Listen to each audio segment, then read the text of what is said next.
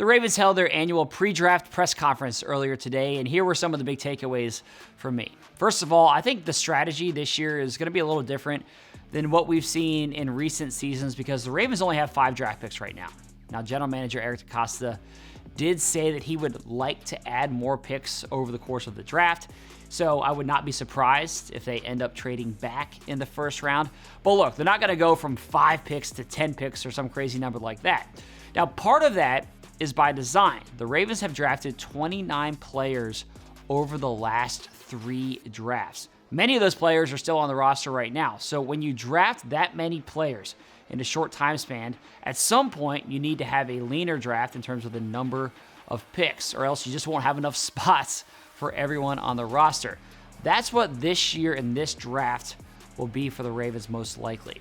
Now, a spot everyone is obviously interested in is wide receiver, and it was clear today that the Ravens really like this receiver class. There are multiple players at the top of the draft who could step in and start for the team. That's what head coach John Harbaugh said. And when you look at each round, the Ravens believe there are receiver options throughout the draft who could immediately help this team and this offense. Now, the same could also be said at cornerback. This is a deep cornerback class. So you got good receivers and good corners. And DeCosta pointed out the Ravens have a strong history of drafting first-round defensive players, including at cornerback, and that there are 4 or 5 first-round caliber corners in this year's draft. And then in terms of quarterback, this presser was focused on the draft, so there weren't any updates on the status of quarterback Lamar Jackson.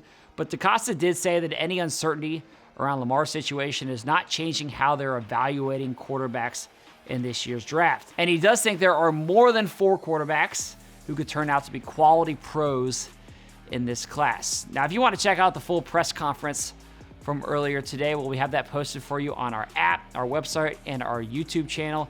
And if you want to listen to it, well, you can do that in our brand new Ravens Press Pass podcast feed. Go ahead, check that out, and subscribe wherever you get your podcasts. So that's it for me. Thanks for watching, and we'll see you again tomorrow.